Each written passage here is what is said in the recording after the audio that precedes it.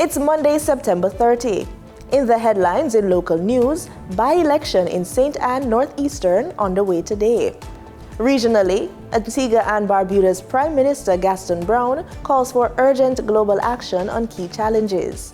And in sports, ISA football matches to resume Monday following referee sick-out. This is the news on PBC Jamaica. I'm Brittany Clark.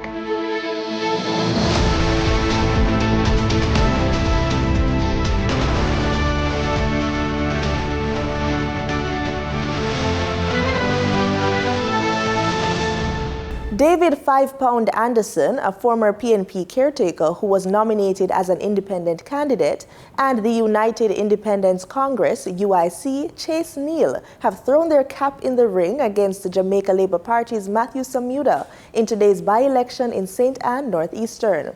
There are 43,827 registered voters in the constituency. The Electoral Office of Jamaica, EOJ, says all is in place for the polls. It says Election Day workers who will be deployed to conduct the polls in 146 polling stations across 27 voting locations constituency-wide are all in place. Minister of Industry, Investment and Commerce, Senator Aubin Hill, says the Consumer Affairs Commission, CAC, has reported that between August and September 2024, there was a noticeable easing of price increases compared to the sharp spikes seen in past months. He addressed the matter in the Senate on Friday. The Consumer Affairs Commission has reported that between August and September 2024, that there was a noticeable easing of price increases compared to the sharp spikes seen in the previous months. While West Indian red pepper still saw a significant 62% price increase, and local thyme followed with a 33% rise, overall price movement showed a slight decline. Senator Hill pointed out that out of the 53 products surveyed, 34 items saw only a modest price increase. 34 product items, that's 64%, still experienced increases, but were less severe, ranging from 1% to as high as I said before, 62% for pepper, as I mentioned earlier. He also mentioned that just 16 items experienced a price decline. Of the 53 local and imported agricultural products surveyed, in other words, a good range of products were surveyed, 16 items, 30% of that 53 recorded price declines ranging from 1% to 11%, indicating some stabilization in market conditions. So while we hear about price rises, we tend not to hear a lot about the reduction in prices. So I'd like to report that some prices have actually gone down. Senator Hill's team had issued a public order in July to support the fair sale of goods to protect Jamaican citizens from unwarranted price increases of in-demand items after the passage of Hurricane Beryl. The hurricane impacted Jamaica on July 3. $200 million has been set aside to repair farm roads in Jamaica that sustained damage due to Hurricane Beryl in July. Portfolio Minister Floyd Green says $130 million has been reserved to repair roads in the Blue Mountain Coffee Belt. Madam Speaker, we've identified 51 roads to be done as part of our Hurricane Beryl recovery program, and work will start on these roads over the next few weeks. He says work will start on the remaining 51 roads soon. These projects, Madam Speaker, are small road rehabilitation projects. So we have asked the teams to go out and where they have identified roads that have suffered some damage from Hurricane Beryl, especially those farm roads which were done over the last few years. We've asked that that information be passed to us so that we can do some remedial work, because we do not want to lose the gains that we have made. According to Minister Green, more than 49 farm roads have been earmarked for repairs in his original budgeted expenditure. So we've earmarked $70 million to treat with some work across 51 roads. We have gone to the Ministry of Finance and we have gotten an additional allocation of $200 million, Madam Speaker. And I'm sure you will be happy to know that we are going to be earmarking the majority of that additional support, about $130 million, to treat with roads in our Blue Mountain Coffee Belt. So to deal with some of our roads in East Rural St. Andrew, West Rural St. Andrew, parts of Portland, and of course parts of St. Thomas. They are long, long overdue. The Agriculture Minister was providing an update on the ongoing Hurricane Beryl Recovery Program in the House of Representatives last week. The Minister of Education and Youth, Fable Williams, predicts that Jamaican students' performance in CSEC mathematics will return to pre-pandemic levels by next year. In 2024, only 39% of students passed the exam, a drop attributed to the lasting impacts of COVID-19. Speaking at the Rotary Club of Kingston, Minister Williams noted that students who sat the recent exams missed crucial face-to-face learning in earlier grades. She aims to match the 54% pass rate of 2019 by next year, while focusing on improving educational outcomes for the country's future workforce. Time now for the Business Report with Denise Williams.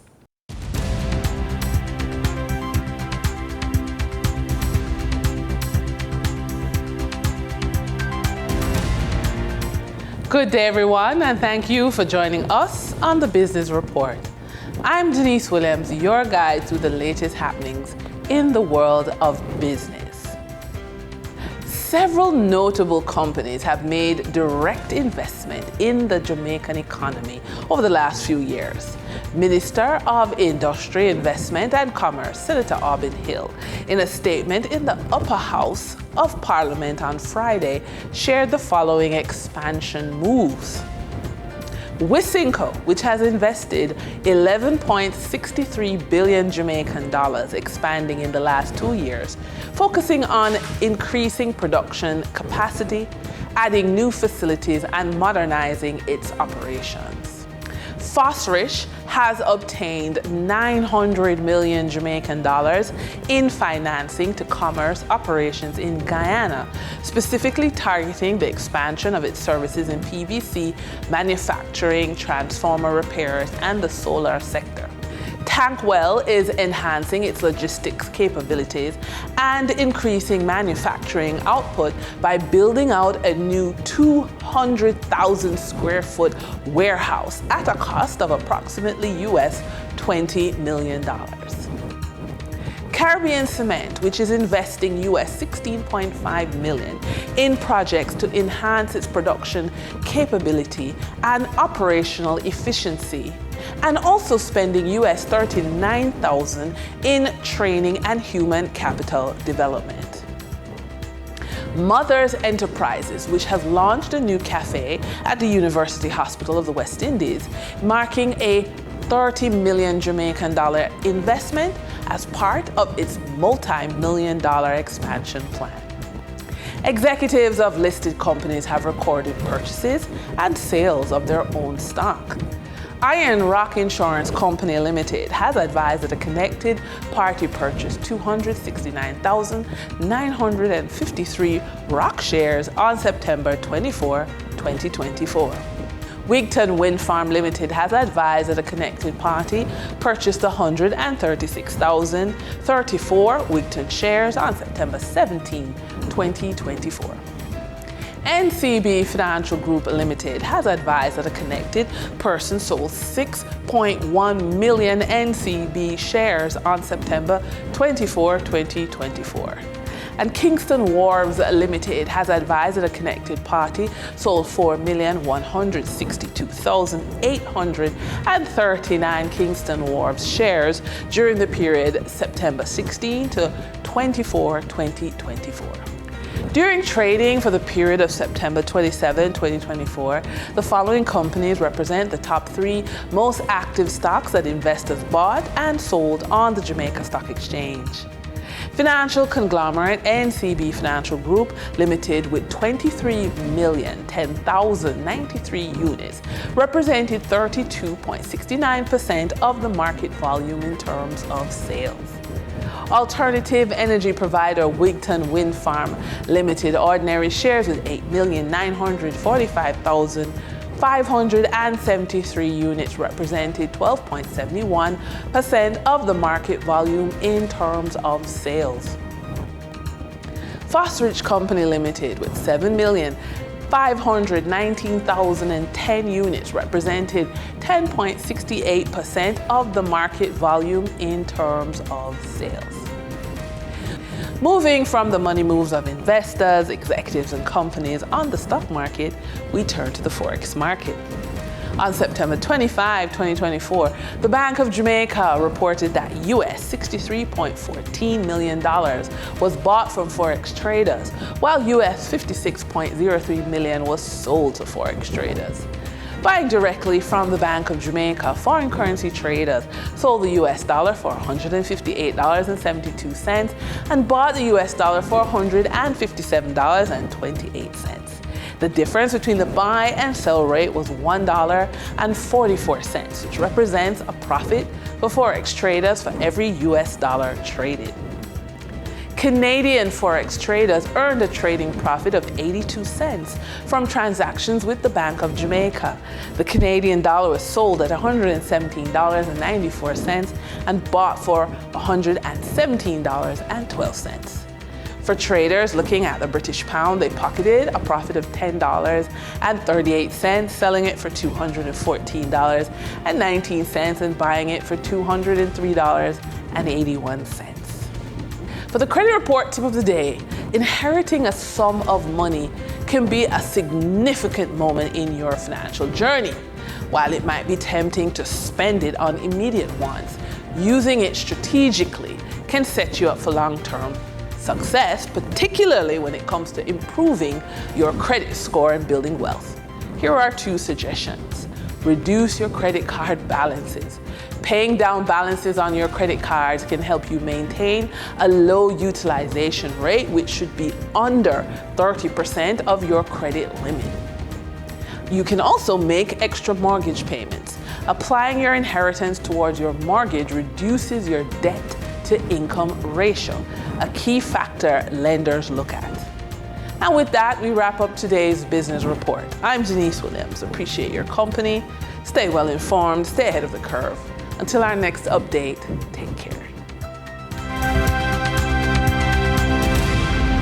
In regional news, Antigua and Barbuda's Prime Minister Gaston Brown has delivered a clarion call to action to tackle existential threats facing Antigua and Barbuda and other small island developing states. He was delivering the nation's statement Friday afternoon at the 79th session of the United Nations General Assembly in New York. Garfield Burford reports. Prime Minister Brown's opening comments to the United Nations General Assembly regarding the stark global reality were not dissimilar to William Butler Yeats's poem, The Second Coming. Things fall apart, the center cannot hold. Today, we all stand at the edge of a precipice. Never before has humanity been confronted with such stark choices: to end wars or condemn humanity to endless suffering, to eliminate poverty or watch millions starve, to act on climate change or doom future generations to a scorched planet. He insisted the choices made today will shape the survival of entire nations and the future of our world. Prime Minister Brown called for unwavering commitment from the global community to the Antigua and Barbuda Agenda for SIDS, the outcome document from the SIDS 4 conference in May. One of the key elements of the ABAS is the SIDS Center of Excellence. I call for unwavering commitment of the international community to the center's success. Our survival depends on it. The Prime Minister says climate change is a clear and present danger for SIDS such as Antigua and Barbuda. He says the climate crisis is not the future, it is the present. He therefore calls for the world to be serious about ending subsidies to the fossil fuel industry and to make the transition to cleaner energy. While we recognize that fossil fuels still play a vital role in the energy security of many countries, and we do not expect their production to cease overnight, we should not support companies extracting oil and gas to continue generating extravagant profits at the expense of our planet. It is only fair and just that these companies pay a global levy to fund mitigation efforts and compensation for the damage that they continue to inflict. And this is not punishment, it's climate justice. He also wants the upcoming COP29 Climate Summit to be a tipping point for another key area of climate justice, the Loss and Damage Fund. The Prime Minister says the time for action is now as the world is hurtling towards a 2.8 degrees Celsius rise in global temperatures, overshooting the 1.5 degree threshold. Those who preach about a rule-based international order must now lead by example. Rules must apply equally to all, including the mighty, not just to the poor and powerless. At COP29, we expect no further delay in the capitalization and operationalization of the Loss and Damage Fund, for which we have struggled so long and certainly so hard. Equity and fairness demand it. Apart from the climate crisis and climate injustice, the Prime Minister says the world's most vulnerable states also face other crucial challenges. One of them is the inflow of small arms and light weapons, which propel violent crimes into the arena of public health concern. The Prime Minister makes this call. I call on the United States and other small arms and light weapons producing countries to put systems in place to curb the exportation of these lethal weapons to our shores. They are causing immense harm. This issue is now emerging as a public health epidemic among SIDS, to the extent that I hereby make a clarion call for a high-level meeting at the 80th UNGA to debate the threats of these weapons to peace and security and to devise effective solutions. Trinidad and Tobago's Prime Minister, Dr. Keith Rowley, says the LNG business is an eater of natural gas and noted that the country had to pivot to look for new areas to sustain the energy industry. Sunil Lala reports. Because we were consuming at one time 4.2 billion scf gas per day. This business is an eater of natural gas.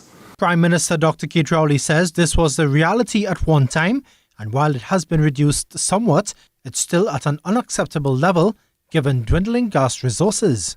There has not been a major gas find or oil find in this country for many, many years, but the consumption had been accelerating up to 4.2 BCF. A few years ago, when the government changed and we came in and had responsibility for the country's future, we were just in the order of 3.1 BCF. Today, I think the last figure I got was 2.6. Dr. Rowley, who was speaking at Atlantic LNG's 25th anniversary and restructuring on Friday, said this is why government had to move to ensure other arrangements so that TNT could still be a world player in the energy industry. He said work is now far advanced on the Manatee gas field and believes this, along with others, will ensure a sustained energy future for this country. For 17 years, we've made no progress in bringing Manatee gas to Trinidad. Fortunately, we eventually got Venezuelan agreement to have an operator extract Trinidad and Tobago's 27% in Manatee, in the Loran Manatee field. That work is far advanced now, and it holds out for us the prospect of bringing gas here, at least to maintain the levels at which we are now. He also noted that work is progressing on the Dragon gas field. The seismic work is either very close or is progressing, but the bottom line is it's in view, work to go on, and interestingly enough, it's work on a proven field. We know exactly what we're going after. And the same thing with Kokina, Manikin. So that gives us confidence that we will have a strong flow of gas coming from on the border and cross-border. And Dr. Rowley had this to say to those looking down on fossil fuels. And the voice of Trinidad and Tobago, Guyana and Suriname on this subject is the same. Who God bless. With hydrocarbons, no man curse, especially after you've used up yours. We took very careful note. We took very careful note of those who were advising us not to look for a future in hydrocarbon. But as soon as the Nord Stream gas was disrupted, people were running to burn more brown coal in Germany. Sonolala, TTT News. Grenada's Prime Minister Dickon Mitchell reiterated his call for the immediate lifting of economic, commercial and financial blockade against the Republic of Cuba during his presentation to the Permanent Council of the Organization of American States.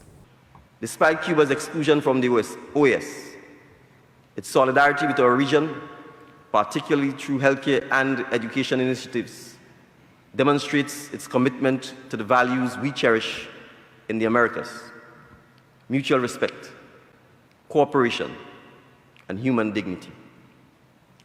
Grenada stands firmly with those among our Caribbean and Latin American neighbors calling for an end to this blockade, which is not only a relic of the past, but one of the key impediments to the unity and progress we seek in our hemisphere. Additionally, we firmly advocate for the removal of Cuba from the list of alleged state sponsors of terrorism. The designation is not only unjust, but it is also counterproductive to the regional goals of peace, development, and cooperation, which are so critical at these times. Despite these challenges, we have no alternative but to hold hope that Haiti will eventually return to normalcy and stability.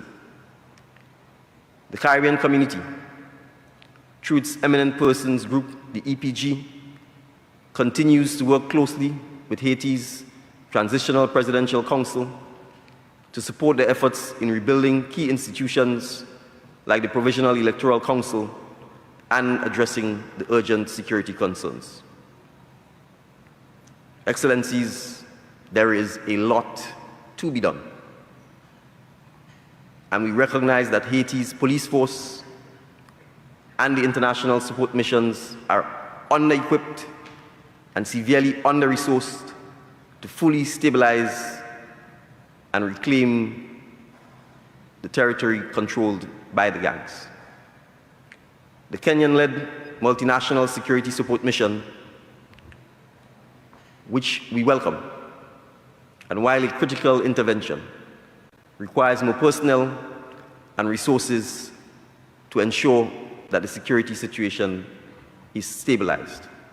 In sports, we kick off this report with football. ISA says football games are set to resume this week after a sick-out by members of the Jamaica Football Referees Association, JFRA, on the weekend. Saturday's slate of 30 games across two major competitions, the DaCosta Cup and Manning Cup, was not played after the referees took a decision during a meeting on Friday night that they would not continue until they had met with the executive of ISA to discuss matters concerning security at games. In a letter from the JFRA to ISA over the signature of President Valdin Legister, a former FIFA referee, the officials listed 3 serious incidents since last season when their members were attacked, twice by players and once by members of the public. ISA competitions coordinator Ewan Scott says late Saturday that after a meeting between both bodies, the referees decided to resume on Monday. He said games that were set to be played on Saturday will be played on Monday. The final regular season match of the Republic Bank Caribbean Premier League was a thriller as the Trinbago Knight Riders handed the Guyana Amazon Warriors a heavy 74-run defeat in Providence. Despite the loss, the Warriors finished at the top of the table and will face the St. Lucia Kings in Qualifier 1 on October 2. The Knight Riders, led by a stunning century from Nicholas Puran, 101 off 59 balls, will play Barbados in the Eliminator on October 1. Puran's knock included 9 fours and 8 sixes, overshadowing a strong start by Warriors captain Imran Tahir, who bowled Shakir Paris with a perfect googly early on. Over to athletics. St. Lucia's government has officially declared September 27th as Julian Alfred Day, honoring the track star's historic achievements at the recent Paris Olympics. Olympic gold and silver medalist Julian Alfred was honored with an EC $1 million reward and other prestigious recognitions by Prime Minister Philip J. Pierre during a grand homecoming celebration at the Darren's Army Cricket Ground. The event drew a large enthusiastic crowd as the nation celebrated one of its most accomplished athletes. Prime Minister Pierre praised Alfred for her determination and hard work, highlighting her as an inspiration for all St. Lucians, especially the younger generation. Quote, "This reward is just a small token of our appreciation for her outstanding achievements," end quote, Pierre said during his address. Along with the financial reward, Alfred will also have the Millennium Highway, which runs from Cul-de-Sac to La Toc Roundabout, renamed in her honor as the Julian Alfred Highway. A monument will also be erected at the Cul-de-Sac Roundabout to further commemorate her legacy. Alfred has also been gifted a 10,720 square foot parcel of land in St. Lucia, marking yet another recognition of her significant contributions to the country through her success in international athletics. Nasira Mohammed, TTT Sport. That's the news on PBCJ. You can follow us on our social media platforms at PBCJamaica. Thanks for watching.